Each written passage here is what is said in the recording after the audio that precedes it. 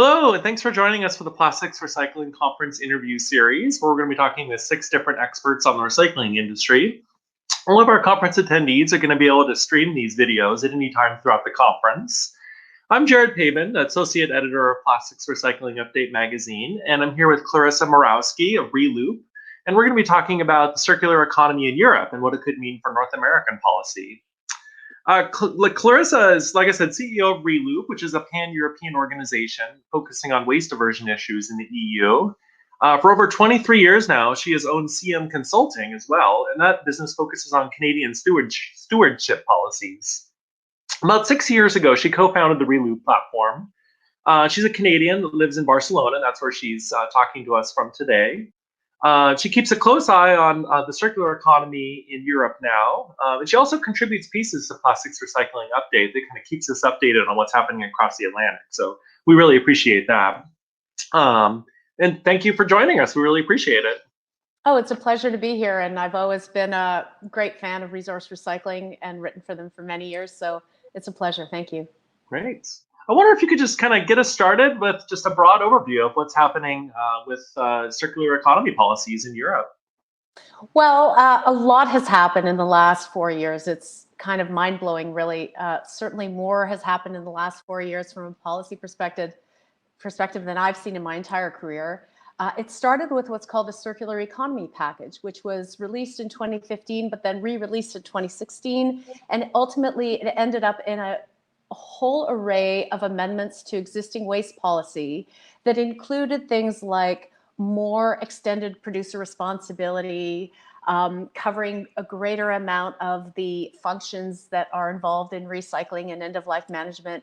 It included higher targets on packaging, higher targets on municipal waste recycling. It included things like mandatory organics collection. But the biggest thing that came out of it was what we call the Single-Use Plastics Directive, which is a whole new piece of legislation, not just a bunch of amendments updating old pieces of legislation. And in it, it had 4 fundamentally radical concepts in terms of policy that have really influenced governments all around the world. And I'll just go through them really quickly for you. There's basically 4. There is a list of product bans that include single-use plastic items, everything from plastic earbuds to plastic cutlery. There are greater extended producer responsibility requirements for certain products that have never been targeted for extended producer responsibility, like cigarette companies for the plastic filters in the cigarette butt, like cups with lids and other products where we never talk about extended producer responsibility. So that's extended producer responsibility. And also that a whole slew of materials, including beverage containers, are now going to have to pay for the cost of litter cleanup, that those brands are going to have to pay for not only collection and recycling, but also litter cleanup. So that's going to be a big hit to the brands. Then we have recycled content legislation, which is really the first big legislation that's going to have a big impact on the market. 25% recycled content in PET by 2025, and by 2030, 30% in all plastic beverage bottles. So that was PET beverage, I should say. The 4th big thing was a massive material-specific, product-specific target of 90% for plastic beverage containers between 1 and 3 liters. And that is a really big one because, as you all know, 90% for PET plastic beverage is going to be really, really challenging.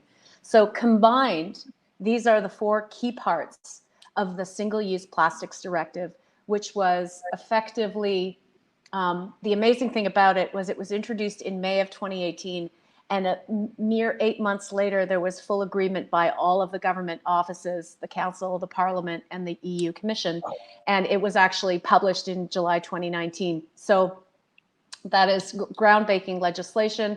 The EU is kind of working through all the details right now, which is very, very challenging because, of course, the devil's always in the details, especially when it involves plastics. But things are moving forward slowly, but they're moving forward. And I think that for the United States, given where they are right now, they could save a lot of time by not going through all of the various exercises and consultations that they went through in Europe. You can learn a lot from the lessons learned, and hopefully when you make some of the similar decisions, which I'm sure in America they will, they're going to use a lot of the language and the methodologies and the calculations that have been worked out in Europe. Mm-hmm. So that can help them out. Sometimes it's easier when you're the last one at the party versus the first one, where, I mean, I think EU did make some mistakes and we know what they are. We all acknowledge them. So, you know, America can learn from those mistakes. So of the single-use plastics directive, the four big areas, I was hoping you could talk more about the recycled content mandates. You touched on them a little bit, but you know, kind of how aggressive are they for different materials, and then how is enough material going to be collected in the EU and processed to meet those goals? And what happens if they fall short? So at this point, there's only one mandatory target, and that's on PET, plastic beverage bottles, by 2025, and then 30% by 2030. So that's giving, you know, 9 years. But the companion piece to that is a 90% separate collection for recycling target for plastic beverage bottles. So if that gets complied with, then there will be supply to meet those targets. So they really work together. And we have seen a drastic change in how brand owners perceive their role in getting to the 90. Companies like Coke and Nestle and Danone, that are big beverage brands, have switched their position around deposit return. They've embraced it. They want to see deposit return done efficiently, what we call best in class. So that's sort of being deployed across Europe slowly. There are those that think that they could hit 90 without a deposit return program. But as I said, you know, they're going to have to see if they can do it, and likely they won't, because it's never been done anywhere in the world. They'll probably move to deposit. I suspect that Europe will have deposits by 2025. Most of Europe will be moving down that track. And what about the processing infrastructure? Is this going to mean that, you know, millions and millions of euros are going to be flowing into new factories to produce flake and pellet for packaging, for PET? Yeah, it was a really great injection of certainty in the market in terms of investment. So, you know, everybody is scrambling to meet the capacity needs that are definitely coming. The fact that you've got that deposit legislation moving through different countries, some of them much larger populations, so you're going to see the volumes behind that, like Turkey, for example. It's not the EU, but Turkey's got 80 million people. It'll be the second largest population with deposits next to Germany. You've got Romania, 20 million people, Portugal, 10 million people. UK has about 60 million. France probably going to have DRS by 25 to 65 million people. So we actually did some calculations for PetCore, which is the European version of NAPCOR, for the pet industry. And we saw what I think was at least a doubling or even tripling of the pet that's going to be available in the market. And it's going to be being processed in Europe, not abroad, because it doesn't make sense to ship valuable, clean pet abroad. So if they meet the 90, then they're going to meet their capacity. Now, in terms of all the other stuff, like recycled content on rigid non-food packaging or film plastic bags or these kinds of things, we're likely to see them in the future. They're not legislated yet, but certainly the European Union is looking at legislating more mandatory content targets. But before they do that, they want to do what they should have maybe done before they regulated the PET targets, is they're trying to assess the proper methodology for what constitutes a recycled content kilogram of recycled content resin. And they're looking at the very same questions that you guys are looking at in America right now. Do we include pre-consumer resin, like offcuts from industrial purposes, processes, et cetera? They're also looking at does a polymer to fuel chemical recycling count? And if so, through a mass balance, how would you report it? And all of these kinds of considerations. I will say this, however, one thing that is probably is going to differentiate Europe from America on this question of chemical recycling is that in Europe, recycling is clearly defined as not including recovery for energy. Hmm. So just the very nature of the definition of recycling, it doesn't include fuel conversion. And just also to note that it also doesn't include backfilling. Now, that's not relevant to plastics, but it is relevant to things like glass. So we don't consider using glass as aggregate in a backfill situation as recycling, and also turning plastics into fuel either. So that's definitely going to be something that could be different from America on recycled content. But I think it's absolutely critical that America reach out to other countries on the issue of how they want to define chemical recycling and the standards that they're going to put in place.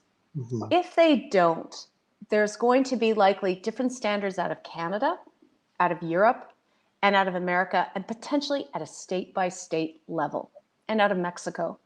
And you are going to have a drive to the bottom, because there's going to be loopholes in all of them, and there's going to be fluid borders, because recycled resin trades like any commodity trades as it should, and it shouldn't have any barriers or different standards, so that the unintended consequences are that one country might benefit, or actually one country might lose, because the material just might flow to a jurisdiction where the standards are lower.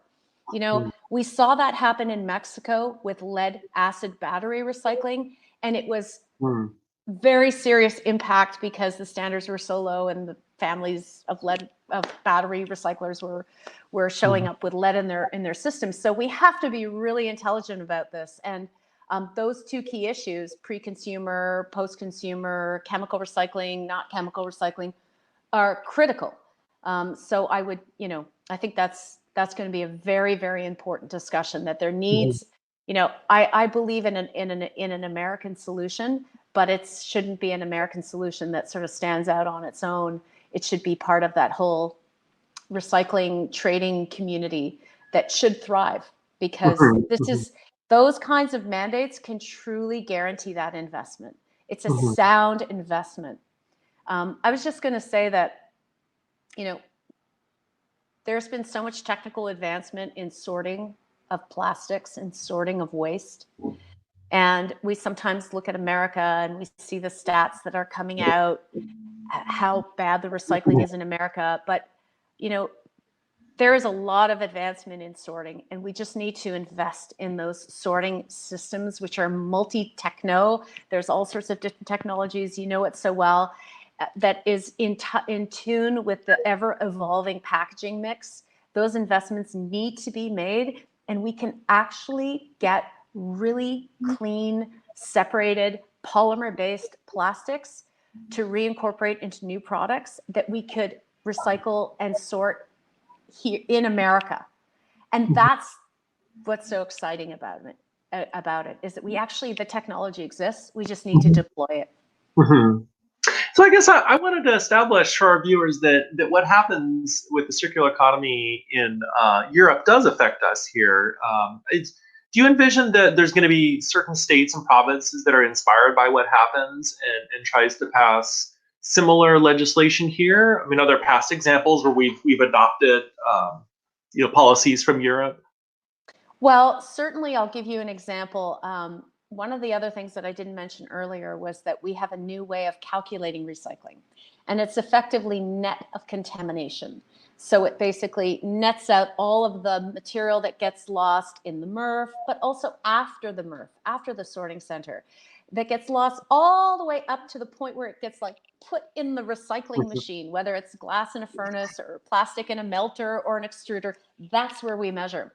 So you can imagine that it's going to be a bit of a shock to the system, because all the recycling rates in Europe are going to drop. They're all going to drop, in particular plastics, a minimum of 30% drop, which could be, 15, 16, 17% points.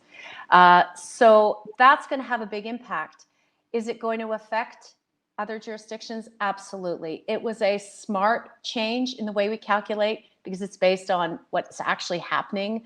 Recyclers in Europe agreed with it. They said, we don't like the fact that our material recycling rates are going to drop, but we believe that it needs to be done because it provides clarity on where the losses are occurring. And if we have the information, we can change the system so we can reduce those losses and improve our sorting and improve our collection and all of those things.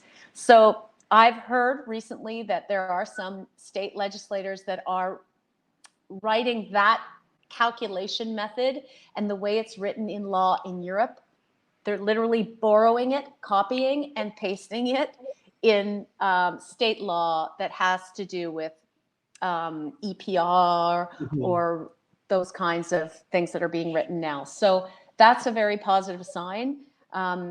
All of the hard, heavy lifting had been done in terms of how to write it properly, that it's fair, that it's technically accurate. And it's a great opportunity for these state legislators who are often, they just don't have the expertise and the time and the resources to really do something thoughtful. So to just borrow something that was done really well, I think is a great idea. And I would encourage it. And in fact, at Reloop, one of the things that we're doing is encouraging it. We're hosting trilateral webinars, with Europe and Americans and Canadians to say, this is how we do things. This is why we're doing it like this. Consider doing like this as well. There are so many upsides to it, and here are the downsides, so and you can plan and you can prepare. So I think there's, as I said before, there's a tremendous benefit for the U.S. right now because they can benefit from all of the mistakes that were made. When we talk about extended producer responsibility, you can learn a lot from Canada. They made a lot of mistakes. You can learn a lot from Europe. They made a lot of mistakes in the last 20 years. Let's not make those same mistakes. Let's make it better. And I think we can do that now. The plastics tax in Europe, that's something that got a lot of press. And from chatting with you before, I understand that it's the EU is allowing member states to implement the tax if they choose to. And I guess a couple of them have. But can you talk about kind of what that entails and how it affects pricing for virgin versus recycled plastics? Yeah, so the EU came up with an idea that was also a revenue generating idea, frankly. And it was surrounding the whole, screaming and yelling about plastics and that, that whole communication campaign that's been going on for the last 4 years. They decided to put a tax on virgin plastic, and you effectively don't have to pay the tax if you have recycled content of 30% or more. And this was really intended as an economic measure, the theory being that if we put a premium on virgin plastic, then it will increase the procurement of recycled plastic. And mathematically speaking, that may be true, that if recycled plastic is cheaper than virgin, it's more likely to get more companies buying it. But from my point of view, it's a bit of a shot in the dark. It's definitely got to be high enough to make it marginally more beneficial to buy recycled resin versus virgin, and you hope it stays that way. You never know. It might. The price of virgin might get so low, or the price of recycled might get so high because it requires more sorting and more treatment to get it done right, that you would still have a marginal benefit in buying virgin. And I think that as an economic incentive to try to stimulate the demand for recycled resin, I'm not sure if it's the most effective, potentially. I think it's far more effective if you tell producers, you must utilize this much in this kind of product or this kind of resin. And it should be more focused on those products or packages that can have recycled content, that are in a position to get that material and to use it as recyclate. It has to be well thought through, category by category. There needs to be that flow analysis to see if it's technically possible, if we can collect the capacities and these kinds of things. I would even advocate in some cases to keep the target really low at the beginning, 5%, 10%, just to get into the groove, to get into the habit of reporting and reporting properly, to get that standard setting in place. You may want to start low so that you could politically get it in, ramp it up over years. But it definitely needs to focus on specific material types or specific plastic types, because if you do an all-encompassing one, then it might just get lost. That the effect that the whole reason why you're doing it in the first place, which is to stimulate investment in recycling and to stimulate more demand for recyclate, could get lost if the economics turn around on you. And that's the only reason why I'm not terribly keen on the plastic tax. I would much prefer to see policies that are introduced that are more direct in terms of creating the end goals that we're looking for. So I wonder, are you a little more keen on a few of the U.S. proposals we've seen where they're talking about like a per pound fee on virgin plastic, and rather than balancing the general fund, that money would actually go into subsidizing and improving infrastructure for recycling, creating a dedicated funding source for the recycling industry, essentially. Yeah, I mean, I think that there are a lot of folks out there that think that if we just throw some money at it, build the recycling infrastructure, get better sorting, that it will just become a circular economy. And I think that it's a little bit foolhardy. What we need is we need to fund that infrastructure, but we also need to force the procurers of plastics to procure recycled resin, period. We can create beautiful plastics that are recycled resin, but if we can't sell it because virgin is cheaper, it's just not going to work. So yeah, I think that it's the most effective way is to force producers to procure recycled resin. And no matter what kinds of taxes are in place, it's just easier to go straight for the reason you want to do it. But it's of course more challenging. You've got to set up an infrastructure to effectively track the recyclate. You've got to make sure that if a company is claiming that they've used 25% recycled content in their procurement of plastics for their packaging, that it's accurate, that it can be verified, that it comes from a recycler that operates according to a standard, that is part of a reporting system. These are the kinds of things that we need to set up. I mean, ideally, all recyclers should be reporting in, all recyclers should be audited, and we need to make sure that they're doing a good job, because there's a lot at risk here, and particularly with content recyclate. If somebody screws around and we get contaminated food content recyclate, it could really have a very serious impact on the future of recycled content in all food grade packaging, when it should be fine. There are lots of examples of, especially now, even beyond PET, of some really great advancements in food grade packaging.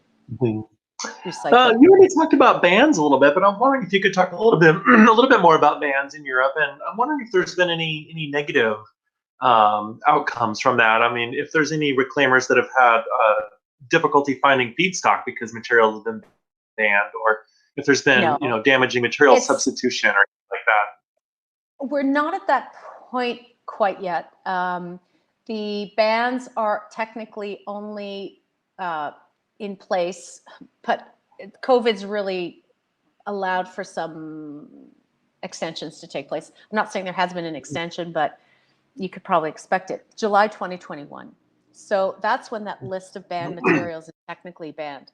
It's a very challenging file, because it starts with defining what is a single-use plastic.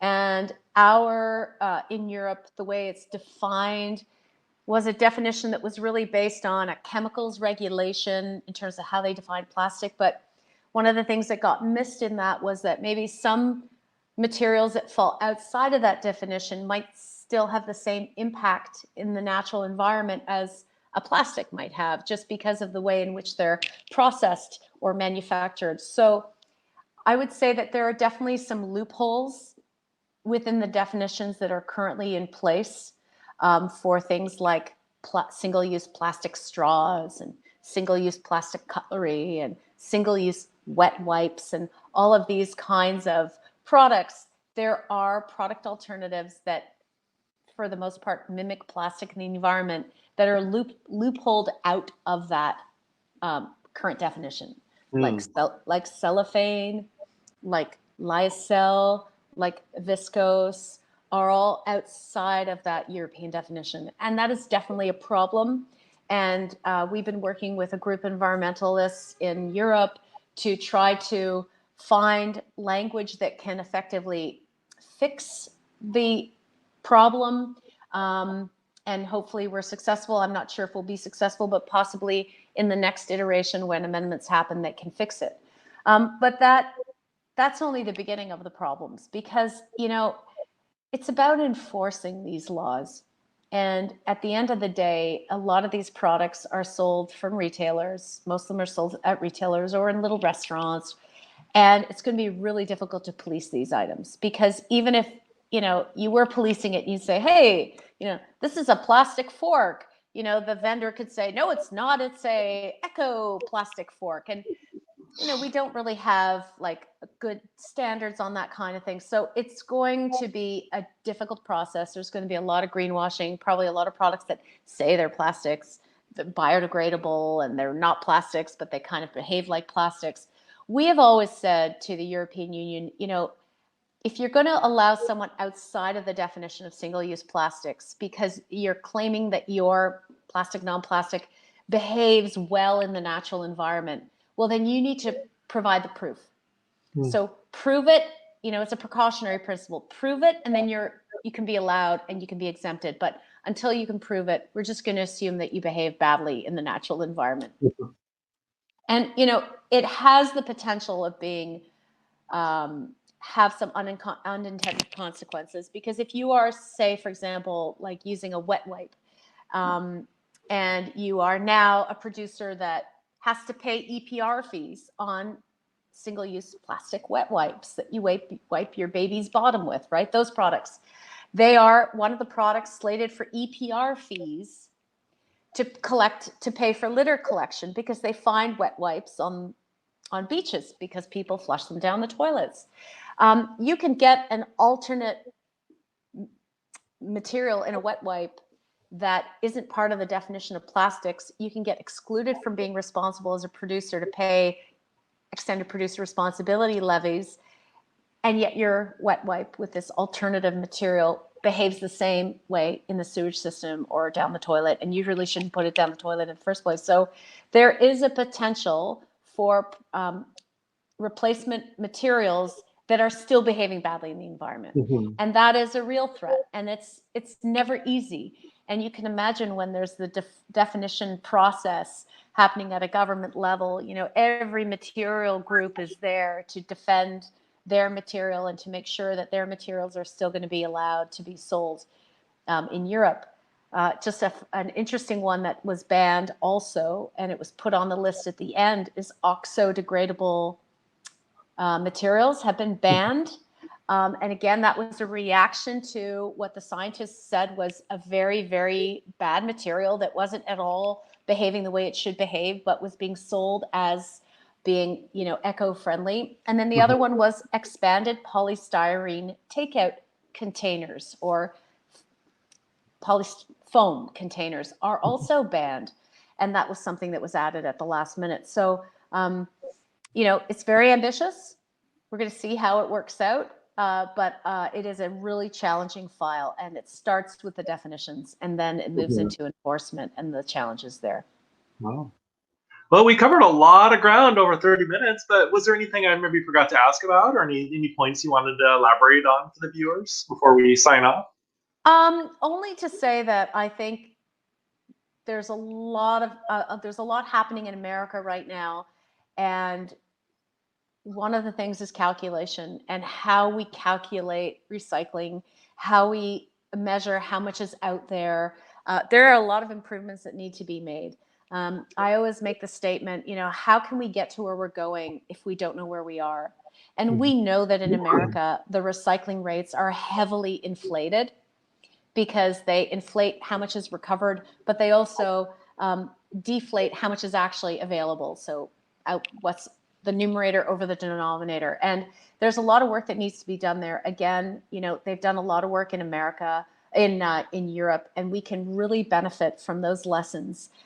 We have to start doing a better job understanding how well or how poorly we're doing, and where those there's deficits are, so that we can design our systems to address those deficits specifically. You know, like away from home consumption, you know, having a bunch of bins, if you're lucky, may not be the solution. We may need to do a few more things to capture that material and make sure that everything's getting captured in a dry environment where we can separate it later down the road. And certainly organics is a great frontier for America. As a Canadian from Toronto, where we have full food waste collection for householders, apartments, and small businesses, and have had for over 10 years successfully. If Toronto can do it, then many big cities, let alone small towns and cities across America, can do it too. If we can get the organics and the food waste out of the waste system, we can create a drier stream of materials, whether it's in your single stream bin or even your residual waste, the black garbage bag. We actually have the technology to rip that garbage bag open and pull out all the valuables that are in there that we may not have gotten in our single stream system. And that's what I'm talking about. And that's what we're talking about in Europe, is we're even talking about ripping the garbage bags open. After all of the recycling and the blue boxes and the yellow boxes have taken place, let's get the rest out of it, because it's such a valuable material. We just got to sort it properly. So that's kind of the next phase. It's really a zero materials to landfill or incinerators approach. And it's exciting that we have the technology to do it. Well, thank you so much for joining us, Clarissa, and sharing your thoughts on what's happening. Always a pleasure. Always a pleasure. We definitely encourage our attendees to stream our other interviews with our 5 other experts. I'm going to be talking with Adjoa Coleman of Dow and Nicole Ray of the Coca-Cola Company. And my editorial department colleagues, Dan Leaf and Colin Staub, are speaking with Tim Bawalda of Circular Matters, Monique Oxender of Keurig Dr. Pepper, and Sarah Dearman of the Recycling Partnership. So definitely tune into those as well. And of course, tune into our live sessions during the conference, and please visit our digital booths in the virtual trade show. We've got a great collection in the trade show this year. And yeah, again, thank you for joining us, and we hope you all enjoy the conference. Thanks very much, Jared. Take care. Bye-bye.